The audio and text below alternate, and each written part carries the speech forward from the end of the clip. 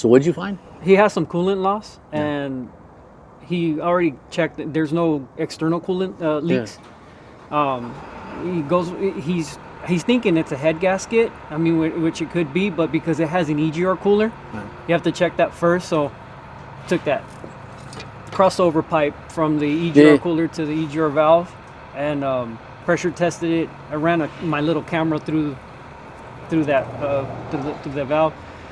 Yeah, and there's no soot in there, so there should be some, right? It's there should be clean. it should be at least coated very lightly black, no chunks, no. Hey, but if you take it out, you can test it though, right? You can, yeah. You so can we test would need to test it first, right? Yeah. Because it could be, if one of the cylinders is dumping a bunch of coolant or whatever, steam.